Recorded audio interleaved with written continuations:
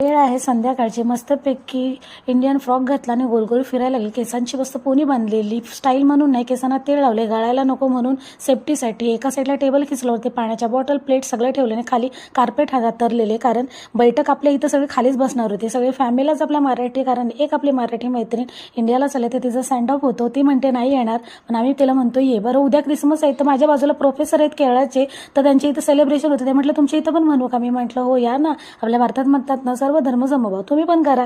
Santa खरोखर म्हणाल तर ते प्रोफेसर आहेत कॉलेजवरती, ते सॅन्टा म्हणलं. मुलांच्या खुशीसाठी काही, हे आमचं सगळं साहित्य आलं. आज बराच काही होता. प्रत्येकाने काय होतं, सुरमई होती, त्याच्यानंतर माकडी होती, कोलंबी होती, चिकन होतं, पांढरा रस्सा होता, गुलाबजाम होता, आईस्क्रीम, सगळं काही. इथं आमच्या महिला मंडळच्या गप्पा चाललेल्या. इथं सगळ्यांनी मच्छी अशी फस्त केली, बायकांना काहीच नाही मिळाली. इतर रीलची तयारी चालली होती. पुरुष मंडळी आईस्क्रीम मायला गेलेले. इथं गुलाबजाम आईस्क्रीम सगळ्यांनी खाल्ली. खाण्यात एवढी मग्न होती, कोणाचं कोणाशी लक्ष नाही.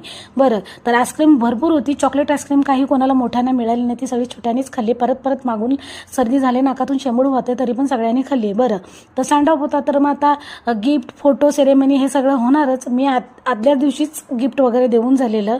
मग त्याच्यानंतर प्रत्येकाने एकाने गिफ्ट द्यायला सुरुवात केलं. आम्ही महिला मंडळनी पण मयूराला पर्स घेतलेली सेंटर पॉईंटमधून, ती तिला दिली नाही. प्रत्येकाच्या हिशोबाने जिजाला फ्रॉक वगैरे असं सगळं काही आणलेलं देत होतं. मनोगत व्यक्त मयूरानीच केलं.